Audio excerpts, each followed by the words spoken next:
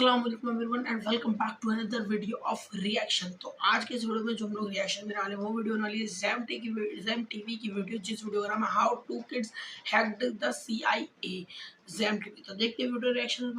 Like कर देना, subscribe कर देना, शेयर कर देना, इंस्टाग्राम पर जरूर फॉलो कर लेना। बाकी चलते हैं वीडियो को स्टार्ट करता हूँ, देखते हैं इस वीडियो में ऐसा क्या है। तो चलते हैं वीडियो की तरफ। अक्टूबर 2015 CIA headquarter Virginia. John Brennan को एक अननोन नंबर से कॉल आती है। कॉल करने वाला कोई बच्चा मालूम होता है जिसने जॉन को बताया कि उसने CIA के सारे सिस्टम को हैक कर लिया है। इस कॉल को प्रैंक कॉल समझा जाता अगर ये किसी आम इंसान को की जाती, लेकिन जॉन ब्रेनन उस वक्त दुनिया की सबसे पावरफुल इंटेलिजेंस एजेंसी CIA के डायरेक्टर थे, जिनको फोन करना तो दूर की बात, उनका पर्सनल मोबाइल नंबर जानना भी एक बहुत बड़ी बात है। ये कहानी है उन दो बच्चों की जिन्होंने CIA के सारे सिस्टम को हैक करके अमेरिका जैसी सुपर पावर को तिगनी का नाच नचा दिया था। वो बच्चे कौन थे और उन्होंने क्यों और कैसे ये कारनामा अंजाम दिया था।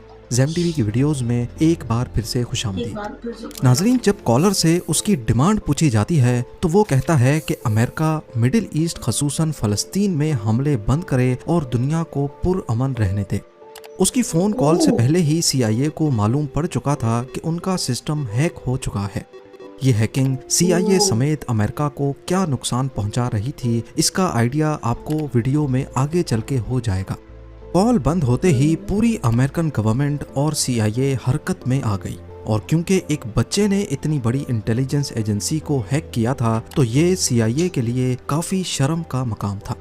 आपको यहाँ बताते चलें कि CIA के एजेंट्स सिर्फ इसी में अपनी हार मानते हैं अगर उनकी सिर्फ आइडेंटिटी डिस्क्लोज हो जाए। यहाँ तक कि लैंगली वर्जीनिया में CIA हेडक्वार्टर्स के अंदर स्टारबक्स की एक ब्रांच है जो ऑफिसर्स को जिन कप्स में कॉफ़ी देते हैं उन पर कोई लोगो नहीं होता और ना ही किसी एजेंट का नाम लिखा होता है।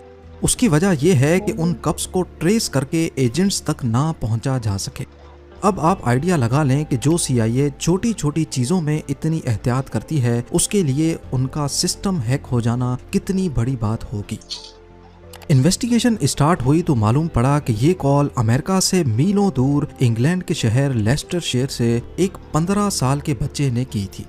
ये बच्चा खुद को क्रैका कहता था और उसने एक हैकिंग कम्युनिटी बना रखी थी जिसका नाम क्रैकास विद एटीट्यूड था।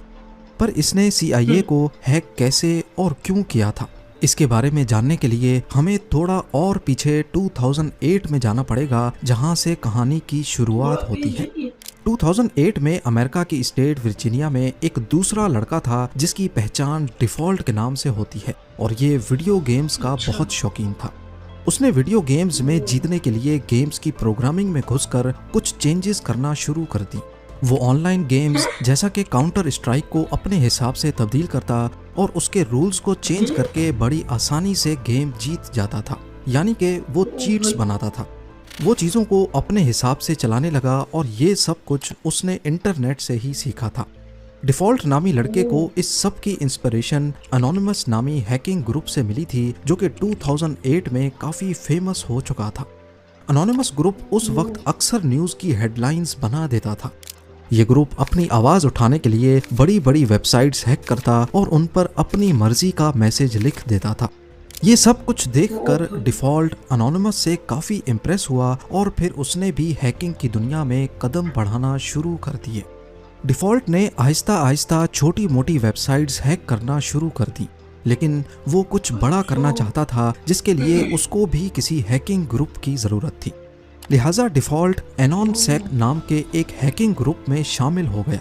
ये ग्रुप पहले भी कई वेबसाइट्स हैक कर चुका था, लेकिन ये हैकिंग ज़्यादातर पॉलिटिकल पर्पस के लिए की जाती थी। एनॉनसेक ग्रुप बॉटनेट का इस्तेमाल करता था, यानी वो इंटरनेट पर वायरस बनाकर फैलाते थे और जिस भी कंप्यूटर में वो वायरस जाता वो एनॉनसेक के कंट्रोल में आ जाता था। वो तमाम कंप्यूटर्स जिनमें वायरस होता है उसको बॉट, जबकि कंप्यूटर्स के इस पूरे नेटवर्क को बॉटनेट कहते हैं। क्योंकि एनॉनसेक का मेंबर होने की वजह से डिफ़ॉल्ट के पास भी इस बॉटनेट का एक्सेस था, और उसने देखा कि इस बॉटनेट में एक कंप्यूटर ऐसा है जो कनाडा के एक मेडिकल कॉलेज का था। डिफ़ॉल्ट ने उस कंप्यूटर पर थोड़ी सी मेहनत की और उस मेडिकल कॉलेज के फाइनेंशियल रिकॉर्ड्स तक रसाई हासिल कर ली। उसने देखा कि स्कूल ने $9 मिलियन से ज्यादा की रकम स्टूडेंट से अभी वसूल करनी थी और ये सारे रिकॉर्ड्स अब डिफॉल्ट के पास आ चुके थे, जो कि उसने कॉलेज के कंप्यूटर से डिलीट कर दिए। डिफॉल्ट की पहली हैकिंग कामयाब हो चुकी थी। इसकी वजह से मेडिकल कॉलेज का सारा निज़ाम धर्म भरम हो गया। ये पहली हैकिंग तो इसने शरारत में की थी, लेकिन अगली हैकिंग गुस्से में की गई। 2014 में डेनमार्क की गवर्नमेंट ने एक शर्मनाक लॉ पास किया जिसके मुताबिक जानवरों के साथ जिनसी ज्यादती की जा सकती है। ये खबर पूरी दुनिया में एनिमल राइट एक्टिविस्ट को बहुत बुरी लगी। डिफॉल्ट के पास खुद भी एक कुत्ता था जिसको वो बहुत प्यार करता था। लिहाजा डिफॉल्ट ने गुस्से में आकर अपने ग्रुप के साथ मिलकर डेनमार्क की ऑफिशियल वेबसाइट को हैक किया और उस पर बड़ा बड़ा लिख दिया कि क्या आप जानते हैं कि आपकी सरकार जानवरों से ज्यादती की इजाज़त देती है। ना सिर्फ इतना बल्कि डिफॉल्ट ने बॉटनेट का इस्तेमाल करके इस लॉ के फेवर में जितनी भी वेबसाइट्स बनाई गई थीं उन पर अटैक करके उनको भी बंद कर दिया। डेनमार्क की ऑफिशियल वेबसाइट हैक होने की वजह से ये बात फैल गई और पूरी दुनिया में डेनमार्क के इस कदम की मजम्मत होने लगी। लोग डेनमार्क को बुरा भला कहने लगे। आखिरकार डेनमार्क की सरकार ये प्रेशर बर्दाश्त ना कर पाई और अगले ही साल उनको ये फैसला वापस लेना पड़ा। डिफॉल्ट अपने मकसद में पहली बार कामयाब हो चुका था, पर लोग इसका क्रेडिट अनोनिमस ग्रुप को देने लगे क्योंकि उस वक्त यही हैकिंग ग्रुप हेडलाइंस बनाता था। ये बात डिफॉल्ट को बिल्कुल पसंद नहीं आई कि इतना बड़ा कारनामा किया तो उसने, लेकिन इसका क्रेडिट कोई और ले रहा है। लेकिन उसने हिम्मत नहीं हारी और अपना काम जारी रखा। दूसरे हैकर्स की तरह डिफॉल्ट भी अपनी आइडेंटिटी डिस्क्लोज नहीं करता था। उसको मालूम था कि हैकिंग की वजह से अगर कभी वो ट्रेस हो गया तो इसका अंजाम काफी भयानक हो सकता है। वो नॉर्मली अपने घर का वाईफाई इस्तेमाल नहीं करता था, बल्कि उसने एक सैटेलाइट कनेक्शन खरीद रखा था जिसको उसने अपने घर से काफी दूर इंस्टॉल किया हुआ था और वहां से अपने घर तक एक प्राइवेट नेटवर्क के जरिए वो इंटरनेट इस्तेमाल करता था। उसका कंप्यूटर भी काफी सिक्योर था, यहाँ तक कि इस सिक्योरिटी की वजह से उसका कंप्यूटर ऑन होने में 30 मिनट लगा था। मगर अपनी प्राइवेसी की खातिर उसको इतना इंतजार करने में कोई मसला नहीं था। खैर, अभी तक आपने इस कहानी के सिर्फ 2 कैरेक्टर्स के बारे में जाना है। एक है क्रैका जो कि इंग्लैंड और दूसरा डिफॉल्ट जो यूएसए में रहता था।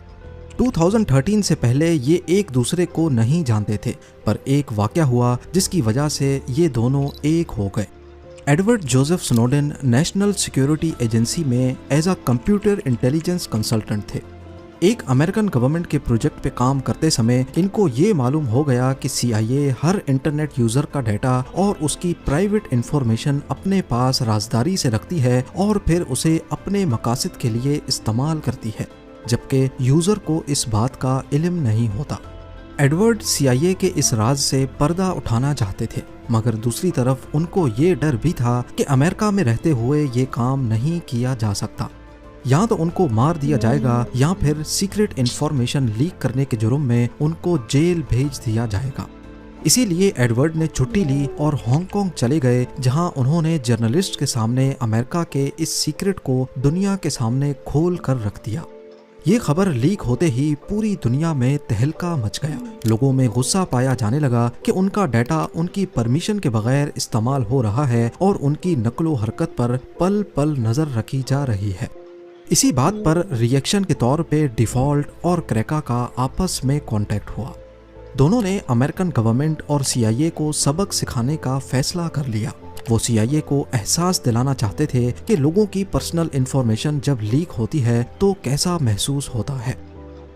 क्रैका और डिफॉल्ट का मकसद एक था। डिफॉल्ट अपनी आवाम की प्राइवेसी खत्म करने पर USA से बदला लेना चाहता था, जबकि क्रैका गाजा पर किए जाने वाले हमलों का बदला लेना चाहता था। यानी दोनों का दुश्मन अमेरिकन सरकार थी। सबसे पहले उन्होंने अमेरिकन नेशनल इंटेलिजेंस एजेंसी के डायरेक्टर जेम्स क्लैपर का फ़ोन नंबर पब्लिक कर दिया और किसी को भी सिर्फ गूगल करने से उनका फ़ोन नंबर मिल जाता। अब वो किसी और हाई प्रोफाइल आदमी को हैक करना चाहते थे और उन्होंने CIA के डायरेक्टर जॉन ब्रेनन को हैक करने का मिशन संभाल लिया। क्रैका ने इंटरनेट पर जॉन के बारे में सर्च करना शुरू किया तो उसका एक पब्लिक फ़ोन नंबर सामने आया। उसने देखा कि वो नंबर वेरिजॉन का था, जो कि एक अमेरिकन मोबाइल ऑपरेटर है। उसने वेरिजॉन की इंटरनल टेक टीम को उसी कंपनी का एम्प्लॉय बनकर फ़ोन किया और कहा कि वो एक कस्टमर की प्रॉब्लम सॉल्व करने के लिए उनसे राब्ता कर रहा है क्योंकि उसके सिस्टम में कोई टेक्निकल इशू है। वेरिजॉन की टीम ने उसकी आइडेंटिटी कंफर्म करने के लिए पिन कोड मांगा जो वो ऑलरेडी हैक करके मालूम कर चुका था। वेरिफिकेशन के बाद वेरिजॉन ने जॉन ब्रेनन की पर्सनल डिटेल्स क्रैका से शेयर कर दी। अब क्रैका के पास जॉन ब्रेनन का account number, backup mobile number, address और उसके बैंक कार्ड के आखिरी 4 डिजिट्स भी मौजूद थे। अब अगला स्टेप ब्रेनन का ईमेल हैक करना था। उसने मालूम किया कि ब्रेनन याहू या जीमेल के बजाय AOL नामी कंपनी का ईमेल इस्तेमाल करता है। उसने AOL सपोर्ट टीम को कॉल किया और कहा कि मैं अपना पासवर्ड भूल गया हूँ, उसको रीसेट करवाना है।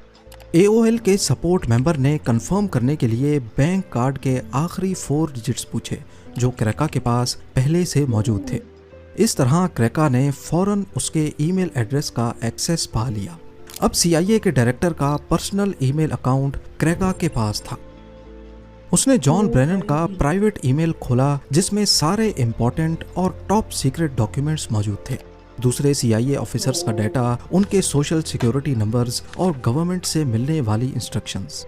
तब तक ब्रेनन को भी खबर हो चुकी थी कि उसका ईमेल अकाउंट हैक हो चुका है और उसने फौरन अपना अकाउंट बंद करवा दिया। मगर अब काफी देर हो चुकी थी क्योंकि क्रैका ये सारा डाटा अपने पास डाउनलोड कर चुका था। क्रैका ने एक एक करके सारे ऑफिशियल डॉक्यूमेंट्स पब्लिक करना शुरू कर दिए जिससे पूरे अमेरिका में एक कोहराम मच गया। पूरी दुनिया में CIA की बदनामी हो रही थी। अब उनके लिए हैकर्स को पकड़ना मजबूरी बन चुका था।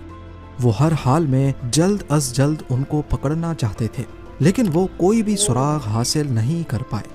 जॉन ब्रेनन को फ़ोन करने के कुछ दिनों के बाद क्रैका ने डिपार्टमेंट ऑफ जस्टिस के 9,000 जबकि FBI के 20,000 एजेंट्स की पर्सनल इंफॉर्मेशन सोशल मीडिया पर शेयर कर दी। ये सब कुछ करने के बाद क्रैका आराम से अपनी ज़िंदगी गुजार रहा था। वो समझता था कि शायद उसे पकड़ना नामुमकिन है।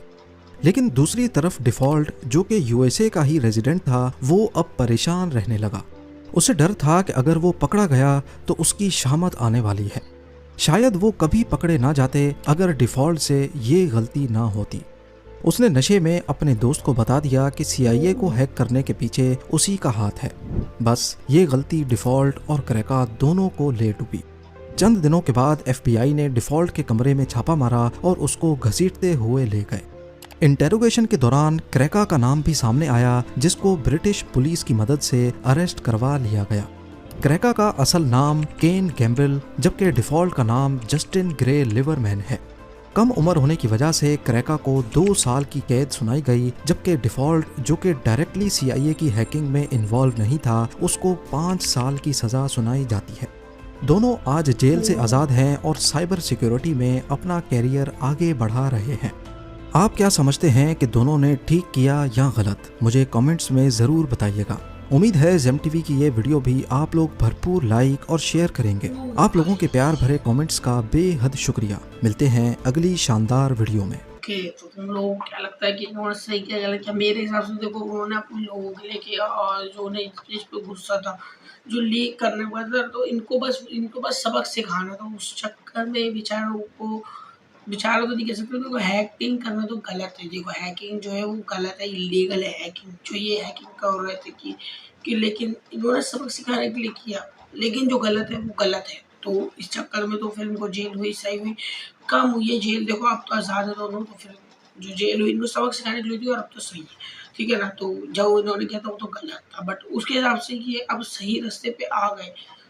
तो पता नहीं, मतलब देखो गलत रास्ते से जेल में गए, उसका ये सही रास्ते पे चल दिए, तो अब इनके लिए सही है। जब गलत किया था तो कुछ नहीं कह सकते। बाकी तुम लोग बताओ, तुम लोग क्या कहोगे? वीडियो बनाना, लाइक कर देना, सब्सक्राइब कर देना, शेयर कर देना, इंस्टाग्राम पे जरूर फॉलो कर लेना और तुम अपने बारे में जरूर बताना कि तुम्हें क्या लगता है कि इन्होंने सही किया था या गलत किया था। और बाकी बताना हम लोगों को और कौन सी वीडियो उस पर रिएक्शन होना चाहिए। बाद में चल तुम भी तो नेक्स्ट वीडियो, एंड बाय।